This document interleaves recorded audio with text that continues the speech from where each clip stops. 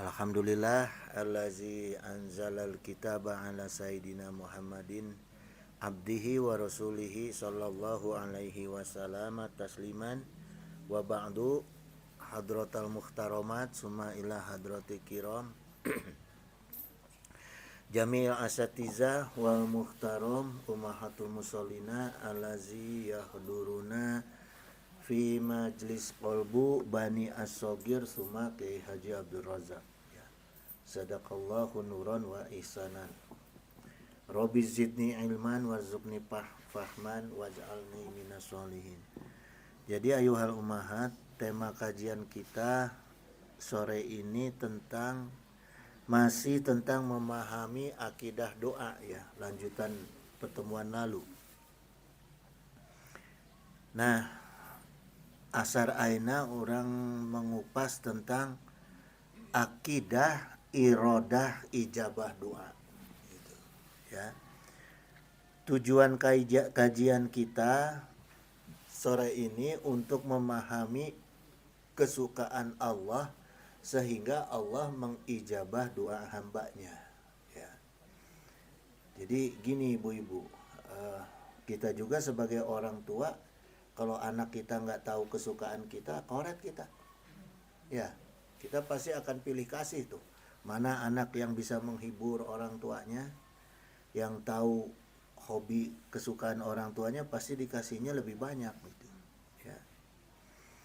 Nah kemudian ibu-ibu sekalian, pertama materinya kita cari tahu dulu kesukaannya Allah ketika diminta. Apa sih kesukaannya Allah ya. Kemudian kita cari taunya dari mana? Ya dari Allah itu sendiri, yaitu Al-Quran, dari Rasulullah sebagai orang yang kekasihnya Allah. Karena sebagai seorang kekasih nggak mungkin nggak tahu selera kekasihnya ya. Dan dari ulama sebagai ahli waris gitu. Nah karena sumber utama dari tujuan kita adalah Allah, maka yang harus kita pahami adalah kalamullah. Kalamullah itu bahasa di dalam Al-Quran ya. Ya ummahatu hadanallah, berdoa adalah ibadah yang sangat dianjurkan ya. Nah jadi kemarin kita sudah pernah bahas bedanya minta dengan doa. Nah kalau doa itu adalah ibadah yang sangat dianjurkan. Karena Allah Ta'ala sendiri berfirman, wa qala rabbukumu ud'uni astajib lakum gitu, ya. Berdoalah kepada aku akan kabulkan gitu, permohonannya.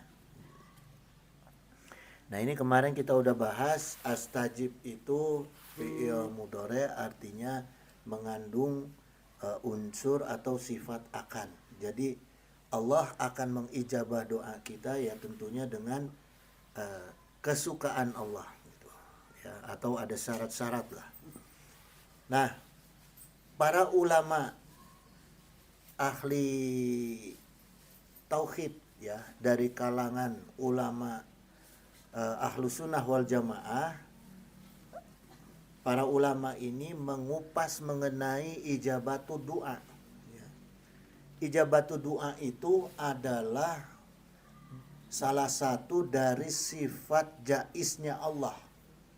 Jaiz itu apa Bu? Sifat jaiz, sifat yang boleh iya boleh tidak gitu. Jadi bagi Allah itu bebas, boleh mengijabah doa kita, boleh tidak. Tidak ada kewajiban bagi Allah untuk mengijabah atau mengabulkan doa kita. Karena yang butuh kita gitu ya. Maka kita harus punya strategi Bu.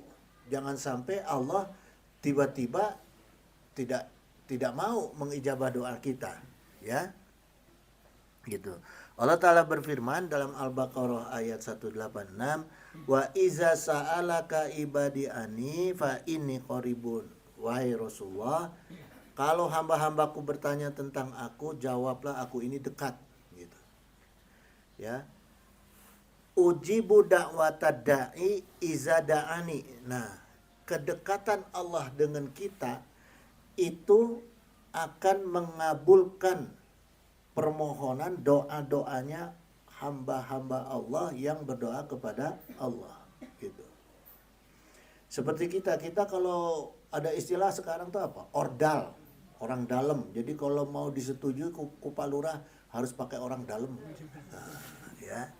Nah, gitu. Jadi kita juga harus punya itu, harus punya rumus ya, rumus supaya Allah mengabulkan doa kita. Nah, rumusnya seperti apa, Bu? Allah sendiri yang ngasih tahu nih dalam ayat ini, ya. Pertama, syaratnya falyastajibuli, ya. Maka hendaklah, kata Allah nih ya, firman Allah, penuhi dulu apa? Perintah aku. Gitu. Ya, jadi kalau kita mau dipenuhi, Allah sampaikan penuhi dulu perintah aku, ya. Jadi ada istilah cek urang mah take and give lah. Ya. Kan kita kadang-kadang sok itunya, apalagi Allah ini udah jelas-jelas mengatakan gitu. Jadi kalau kita mau diijabah, kata Allah, taat dulu sama aku. Kalau nggak taat ya nggak bakal gitu. Karena ini syarat, ya. Wal yu'minu bi, dan beriman kepada aku, artinya harus beriman kita hanya kepada Allah. Maka dilarang bagi seorang istri minta uang kepada suami orang lain.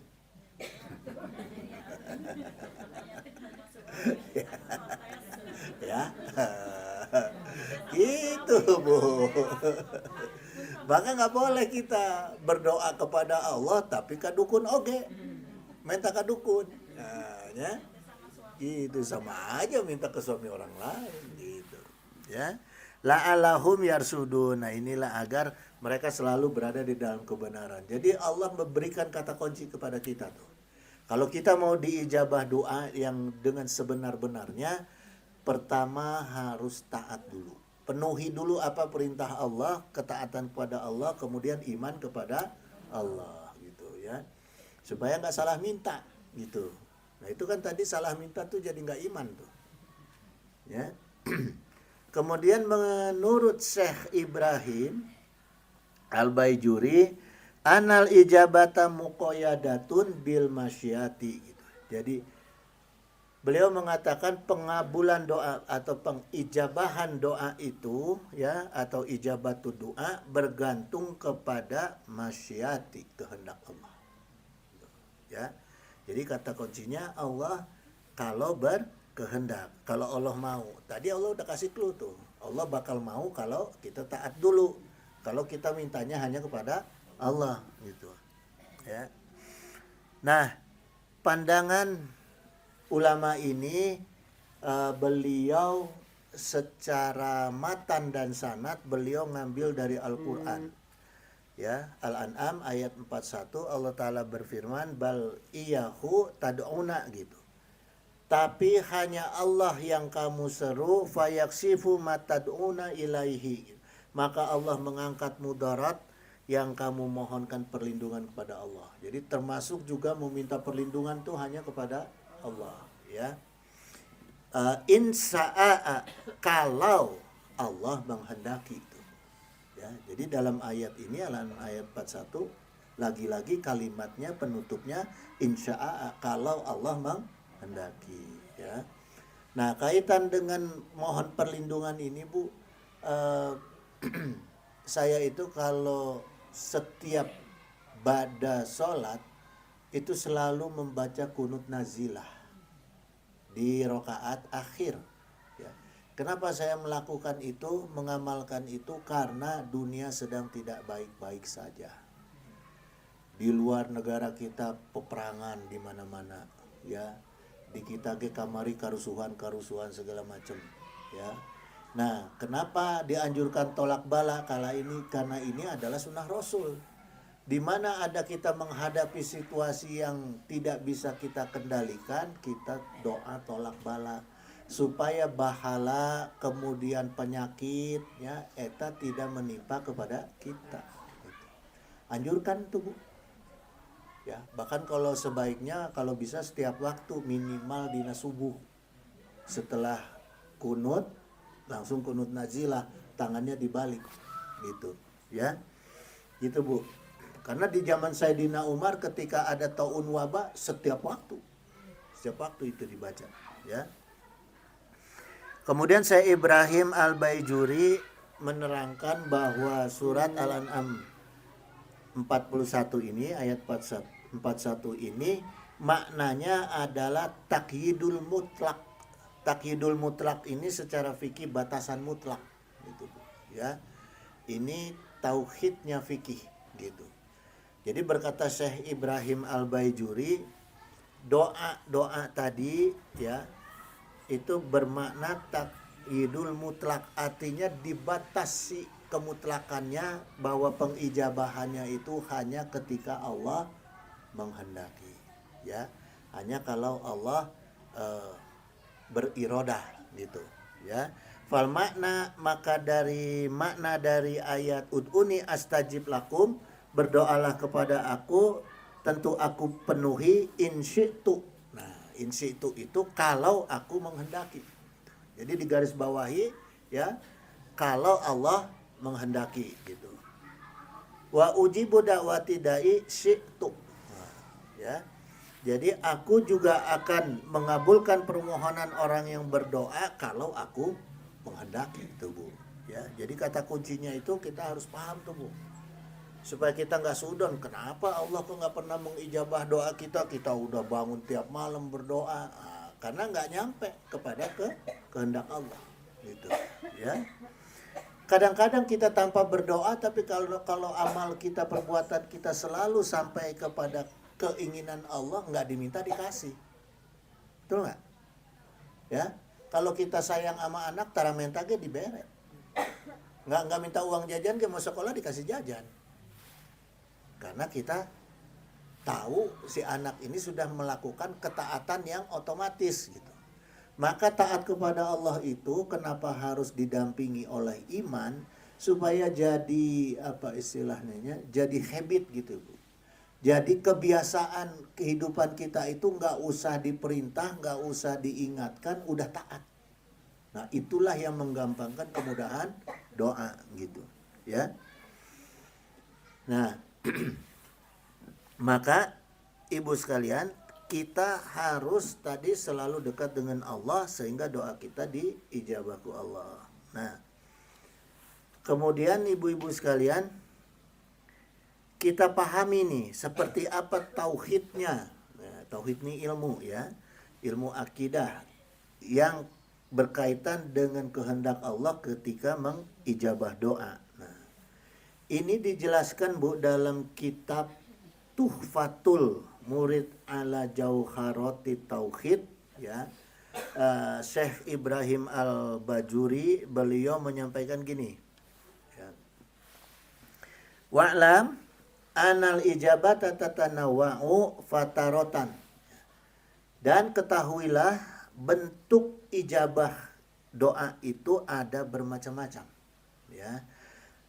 Yaqa'u al-matlubu bi'ainihi alal fauri. Terkadang doa itu dikabulkan segera dengan bentuk yang sesuai permintaan.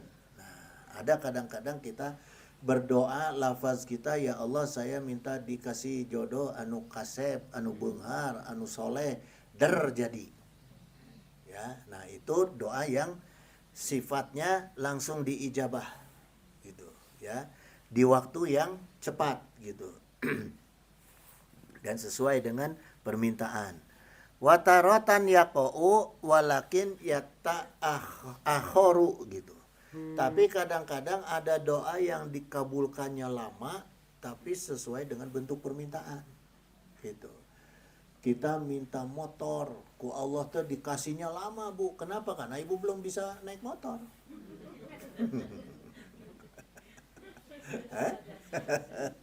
Ditunggu ke Allah sampai bisa naik motor.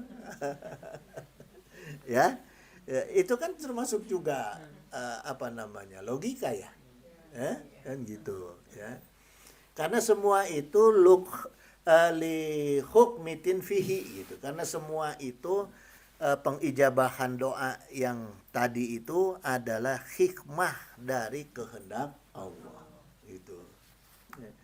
Kemudian Allah juga Bu Ada kehendak lain dalam mengijabah doa. Wa taratan taqau al ijabatu bi ghairil matlubi. Nah, terkadang doa itu terkabul dalam bentuk yang tidak sesuai dengan yang kita minta. Lafaz permintaan. Gitu, ya. Haitsul la yakunu fil matlubi maslahatan najizatan gitu. Karena permintaannya itu tidak mengandung maslahat yang sempurna. Jadi Allah lebih tahu.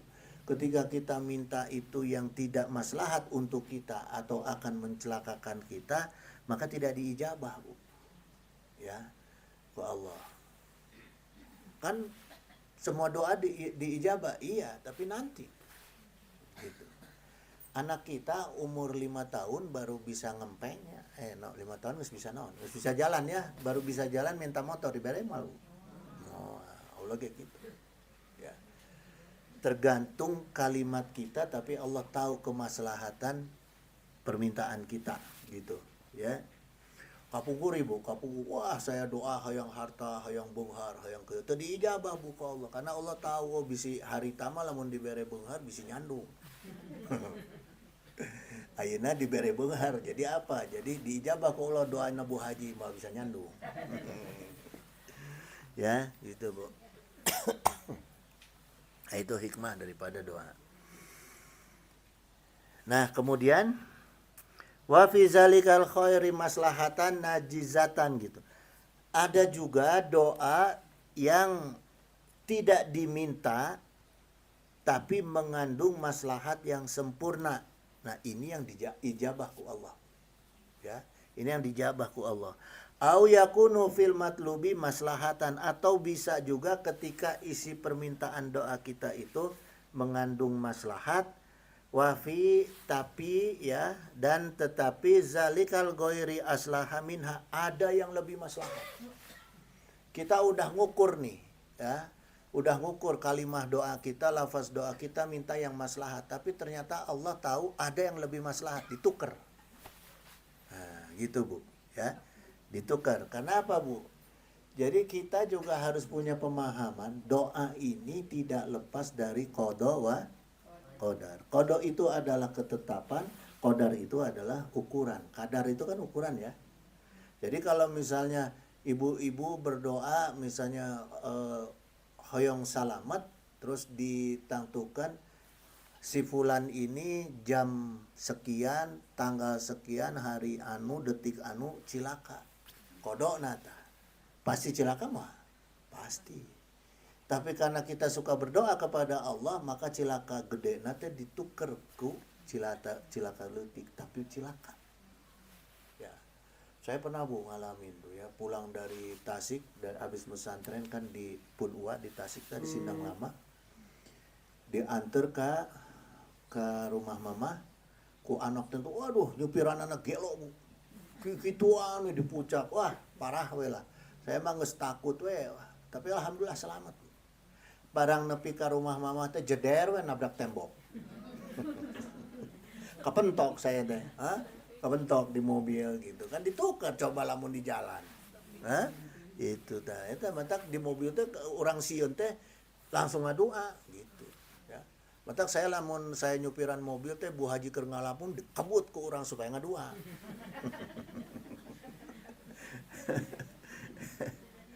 Gitu ya. Gitu ibu-ibu sekalian. Nah, kemudian ibu-ibu ya, banyak dari kita yang suka menunggu kapan doa ini diijabah gitu ya, terkaitan dengan waktu pengijabahan doa. Nah, dijelaskan juga dalam kitab ini, alal anal ijabata muqayyadatun bil masyiyati kama yadulu alaihi qauluhu ta'ala. Jadi atas dasar bahwa ijabah doa itu terkait dengan kehendak Allah ya, seperti yang disampaikan dalam firman Allah, qauluhu ta'ala, firman Allah ta'ala, fayaksifu matad'una ilaihi insya'a. Jadi Allah akan mengangkat bahaya hambanya itu ketika dia berdoa, tapi insya'a ya, jadi ketika Allah menghendaki gitu. Nah, jadi inilah Bu yang dikatakan sifat muqayyad ya. Sifat muqayyad artinya pembatasan yang karena ada kesukaan gitu. Jadi dibatasi oleh keinginan Allah, kesukaan Allah gitu ya. Fahuwa muqayyadun lil itlaqi ayataini asabiqaini gitu. Hal ini terbatas pada keumuman dua ayat sebelumnya. Fal makna ud'uni astajib lakum in syi'ta gitu. Mintalah kepada aku kabulkan permintaan kalian ketika aku menginginkan ya. Wa ujibu dakwata da'in in syi'ta gitu. Aku mengabulkan permintaan hamba-hambaku ketika aku menghendaki. Kalau aku yang menghendaki gitu. Nah, jadi kesimpulannya Bu dari dalil-dalil tadi, kuncinya ijabah doa itu kalau Allah menghendaki ya. Caranya supaya Allah menghendaki tadi kan Allah udah kasih tahu. Taat dulu, iman dulu, maka Allah ijabah. Bahkan gak diminta juga pasti dikasih. Ketika kita minta yang salah juga ditukar dengan yang benar. Mintanya yang sedikit ditukar dengan yang besar gitu, yang banyak ya.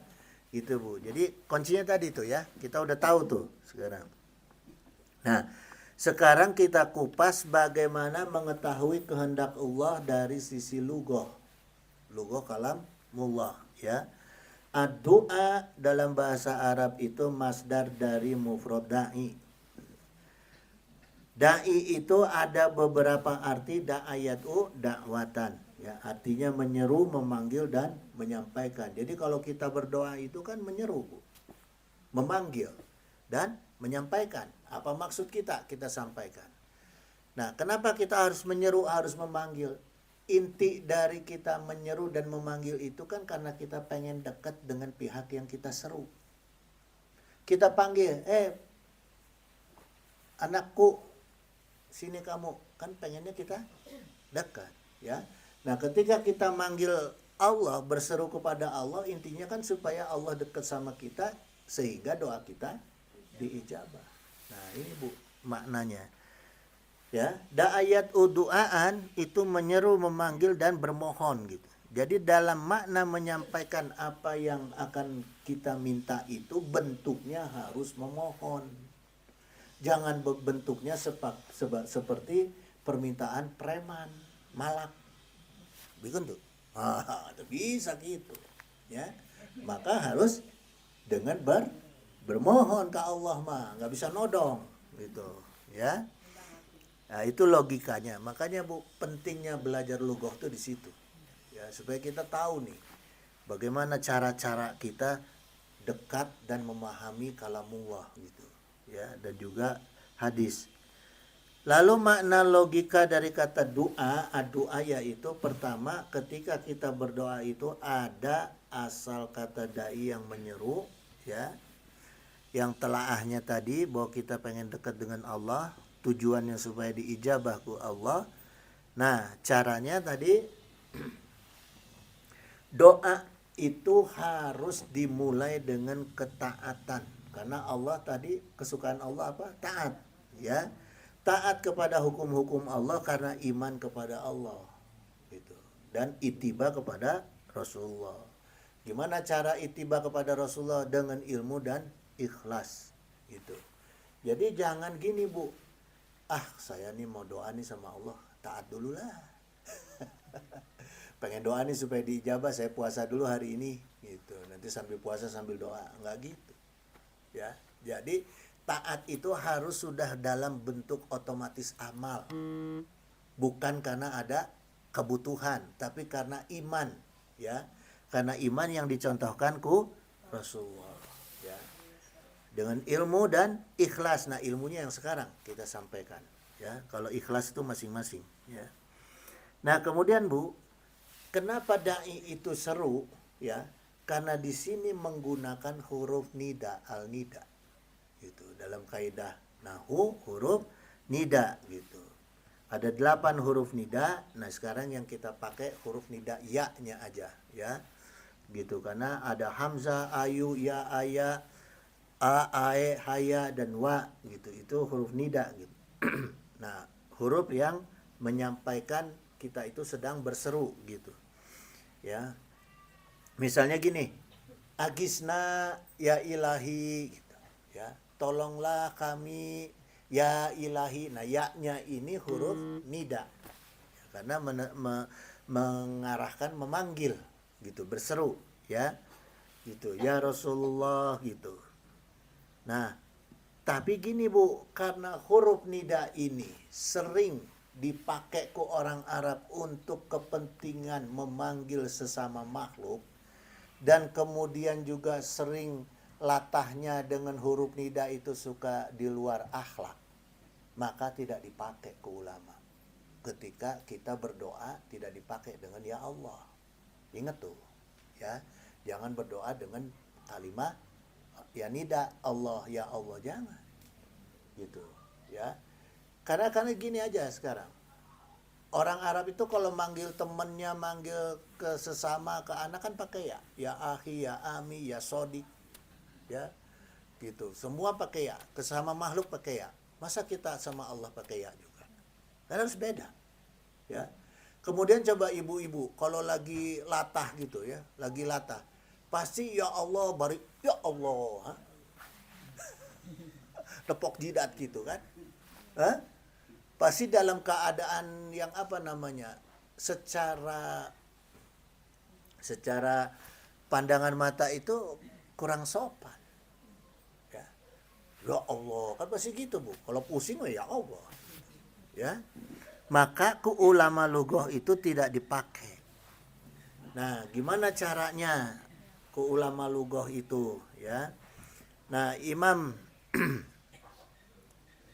Ibnu Abi Saibah mengutip perkataan Sayyidina Ali, min kalimatin akhabu ilallahi ayakula khunal abdu gitu. Di antara kalimat-kalimat yang paling dicintai ku Allah dari ucapannya seorang hambanya, yaitu pertama Allahumma la ilaha illa anta, ya.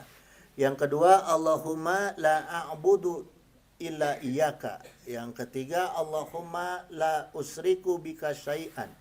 Yang keempat Allahumma inni qad zalamtu nafsi faghfirli dzunubi innahu la yaghfiru dzunuba illa anta. Nah, semuanya diawali dengan kalimat Allahumma. Nah, ini Sayyidina Ali Bu yang mengatakan. Jadi kalau berdoa itu dengan Allahumma dimulai, jangan la ya Allah. Nggak mungkin kita ngomong Allahumma tangan nepok ke jidat moal, ya. Pasti siapapun ketika sudah mengucapkan Allahumma, tangannya itu siap untuk berdoa, ya. Tapi kalau ya Allah tadi bisa macam-macam tuh, ya. Kagetnya itu bisa, nggak ada orang nenek-nenek kaget Allahumma, nggak ada. Ya Allah, bari nyabok gitu, ya, gitu. Nah, jadi dijelaskan secara lughah karena ngambil dari perkataan Sayyidina Ali ini sebagai sanad, ya. Ku ulama lughah kalimat Allahumma ini ya Allah, asalnya dari kata ya Allah, ya. Dari penyampaian ya Allah. Kemudian ku ulama Ibnu Al-Asir dalam kitab Al-Nihayah fil Gharib Al-Hadis menjelaskan kalau fungsi kalimat Allahumma itu memanggil Allah ketika kita berdoa, gitu, ya. Seperti Allahumma irhamna, ya.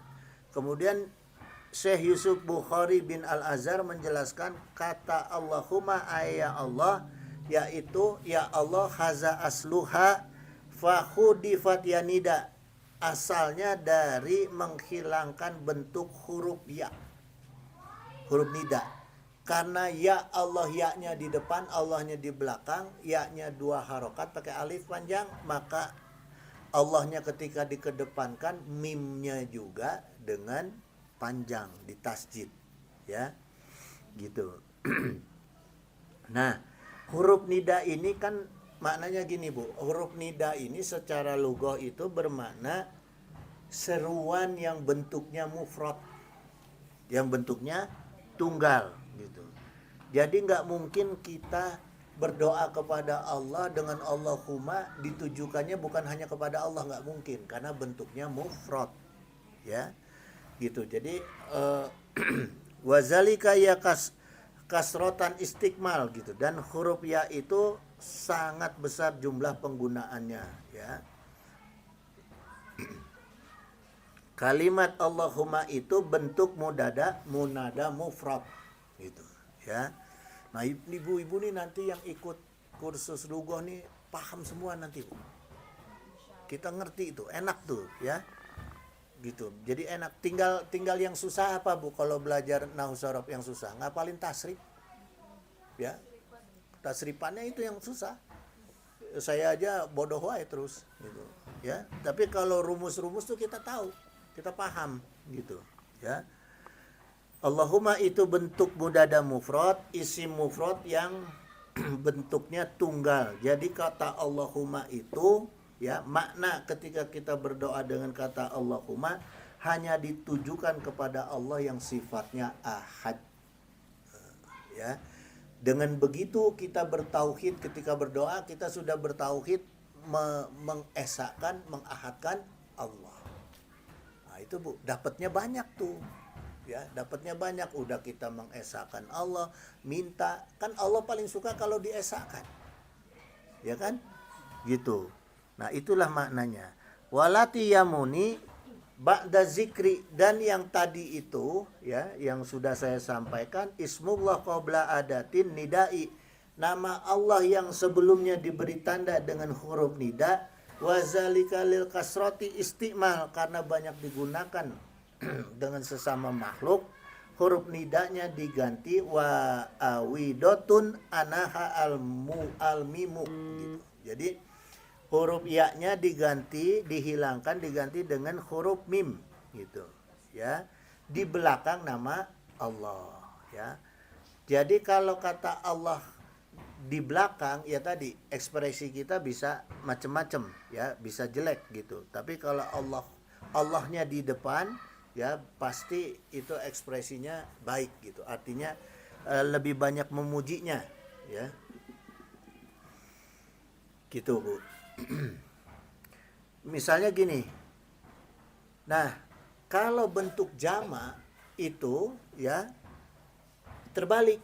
Kalau bentuk jama itu kata Allahnya di belakang. Seperti apa contohnya bentuk jama? Alhamdulillah. Alhamdulillah alazi bla bla bla. Nah, itu artinya bentuk jama. Artinya kita menyampaikan syukur kepada Allah karena, nah, apa, macam-macam kan, alazinya bisa macam-macam gitu, ya. Nah, ini karena bentuknya jama. Tapi kalau Allahumma adalah mufrad gitu, ya. Nah, ada yang mengatakan, Imam Salahuddin, huruf mimnya itu kenapa pakai huruf mim pengganti huruf ya, karena mengambil dari inisial nama Rasulullah SAW, Muhammad, ya, maka mimnya di tasjid gitu.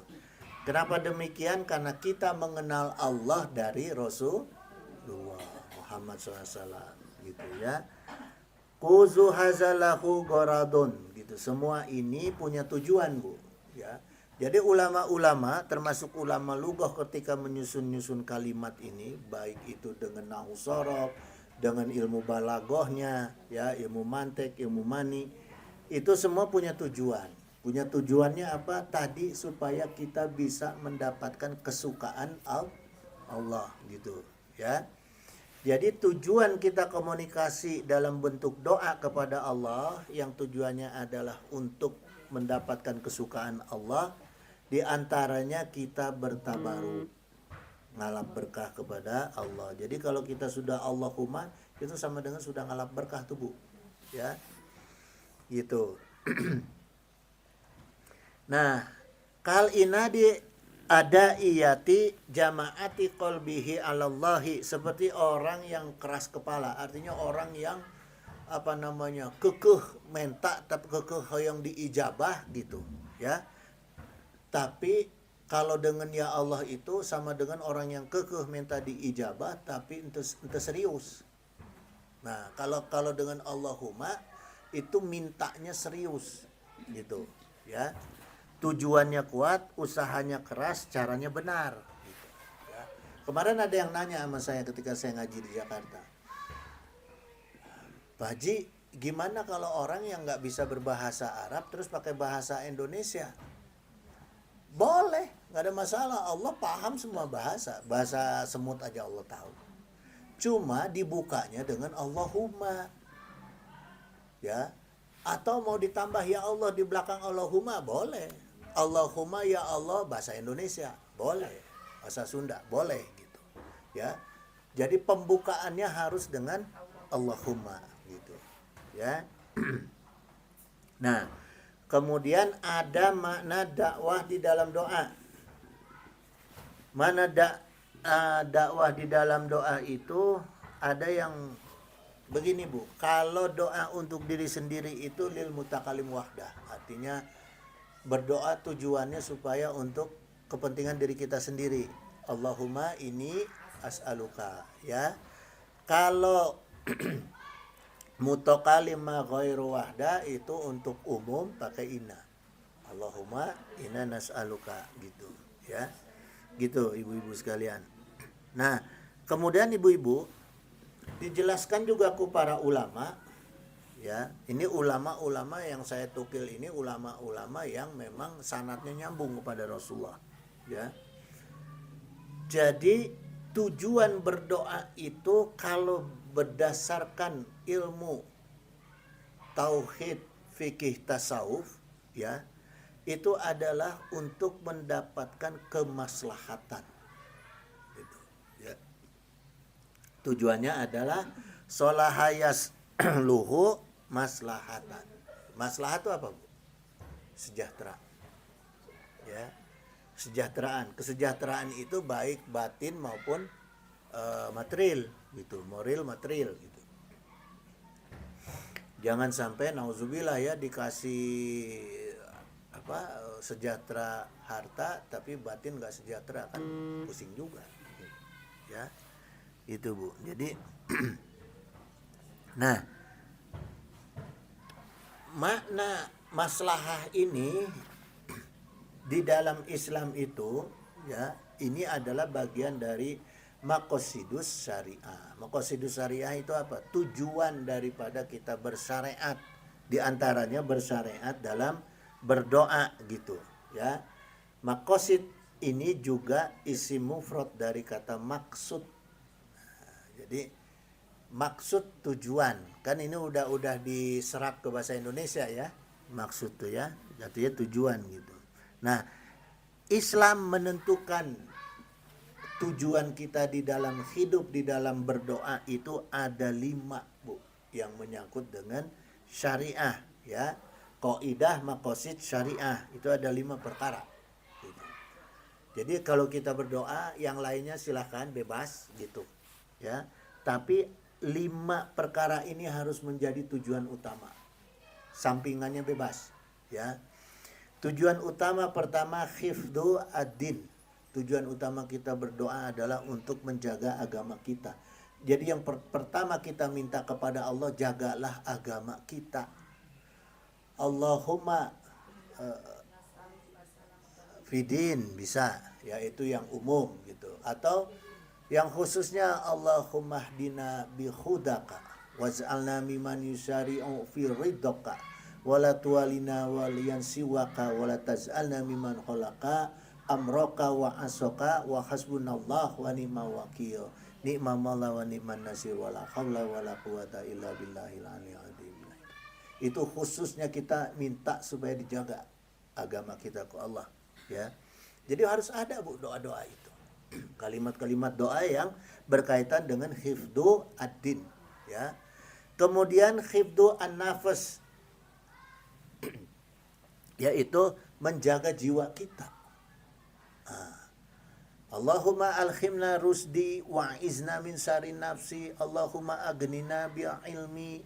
Minta dicukupkan ilmu ya, minta dijaga jiwa kita gitu ya. Allahumma alhimna rusdi wa izna min syarri nafsi, Allahumma agnina bi ilmi wa zaina bi hilmi ya. wa akhrimni bitaqwa wa jamilni bil afiyah. Nah, itu kan semua kaitannya dengan menjaga jiwa kita, ya.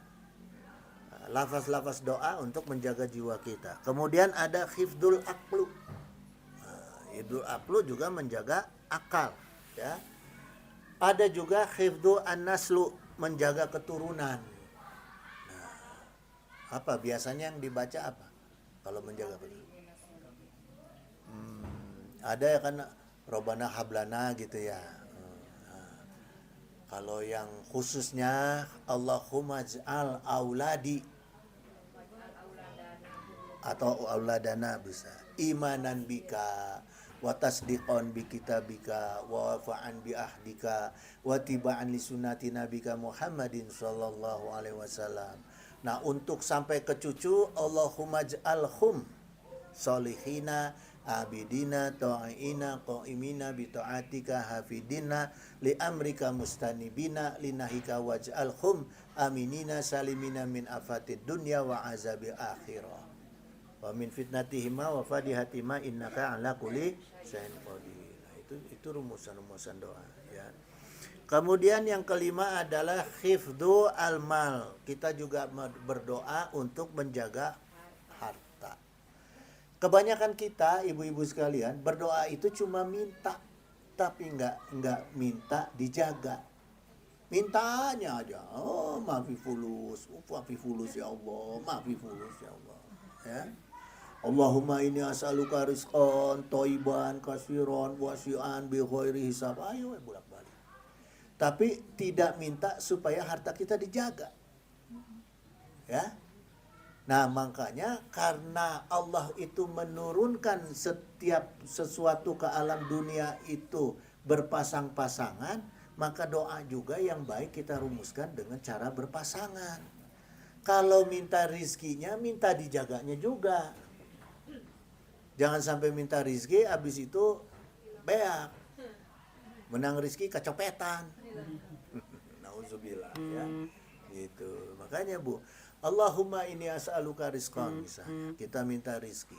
Kemudian kita minta, ya Allah la taslub. Ya Allah jangan diambil lagi nih. Allahumma la taslub minni ni'matan. Nikmat yang sudah Engkau berikan kepada hamba, pada kami, ya. Allahumma la taslub minni ni'matan an antu'ta alayya. Jadi minta yang udah dikasih jangan diambil lagi. Gitu, ya. Ibu mau nggak dikasih duit sama salaki di Pentade? Oh, burut ya gitu ya. Balik letak kata. Gitu. Jadi itu juga bagian dari strategi doa, Bu. Ya. Diminta juga bagaimana cara supaya dijaga dari nikmat-nikmat yang sudah Allah berikan kepada kita gitu. Ya.